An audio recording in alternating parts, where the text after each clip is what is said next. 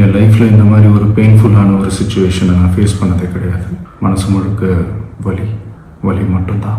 இந்த சுற்றுப்பயணத்தில் என்னென்ன மக்கள் பார்க்க வராங்க, அதுக்கு ஒரே ஒரு காரணம் தான், அவங்க என் மேலே வச்சிருக்கிற அன்பும் பாசம். அந்த அன்புக்கும் பாசத்துக்கும் நான் எப்பவும் கடமைப்பட்டிருக்கிறேன். அதனால தான் இந்த சுற்றுப்பயணத்தில் மற்ற எல்லா விஷயங்களையும் தாண்டி மக்களுடைய சேஃப்டி, அதில் எந்த காம்ப்ரமைஸும் பண்ணிடக்கூடாதுன்றதுக்காக தான் அது என் மனசில் ரொம்ப ஆழமாக இருக்கும் அந்த எண்ணம்.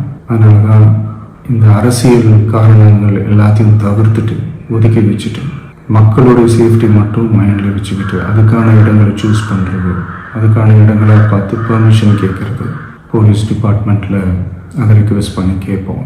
ஆனால் நடக்கக்கூடாதது நடந்துருச்சு. ஆனால் மனுஷன் தானே, அந்த நேரத்தில் அத்தனை பேர் பாதிக்கப்பட்டு இருக்கும்போது எப்படி அந்த ஊரை விட்டுட்டு என்னால் கிளம்பி வர முடியும்? நான் திரும்ப போகணும்னு இருந்துச்சுன்னா அது ஒரு காரணம் காட்டி அங்கே வேறு சில பதட்டமான சுச்சுவேஷன்ஸ், வேறு சில சம்பாவிதங்கள் அந்த மாதிரி எதுவும் நடந்துடக்கூடாதுன்றதுக்காக தான் நான் அவாய்ட் பண்ணேன். இந்த நேரத்தில் சொந்தங்களை இழந்து தவிக்கிற அத்தனை குடும்பங்களுக்கும் என்னுடைய ஆழ்ந்த இரங்கலை தெரிவிச்சுக்கிறேன். எனக்கு தெரியும், என்ன சொன்னாலும் இது ஈடேயாகாதுன்னு எனக்கு தெரியும். ஹாஸ்பிட்டலில் ட்ரீட் பண்ணிகிட்ருக்கிற எல்லாருமே சீக்கிரமாக க்யூர் ஆகி வரணுன்றதை இந்த நேரத்தில் நான் வேண்டிக்கிறேன்.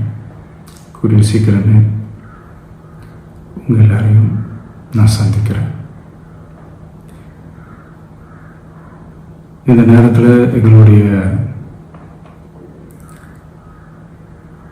வலிகளை, எங்களுடைய நிலைமையை புரிஞ்சுக்கிட்டு எங்களுக்காக பேசின அரசியல் கட்சிகளை சார்ந்த நண்பர்கள், தலைவர்கள் அனைவருக்கும் என்னுடைய நன்றியை தெரிவிச்சுக்கிறேன்.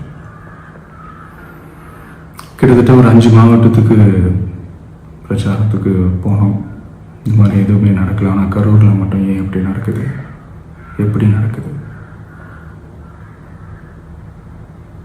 மக்களுக்கு எல்லா உண்மையும் தெரியும். மக்கள் எல்லாத்தையும் பார்த்துக்கிட்டு இருக்கிறாங்க. கரூரை சேர்ந்த அந்த மக்கள் அந்த உண்மையெல்லாம் வெளியில் சொல்லும்போது எனக்கு கடவுளே நேரில் வந்து இறங்கி அந்த உண்மைகள்லாம் சொல்கிற மாதிரி எனக்கு தோணுச்சு.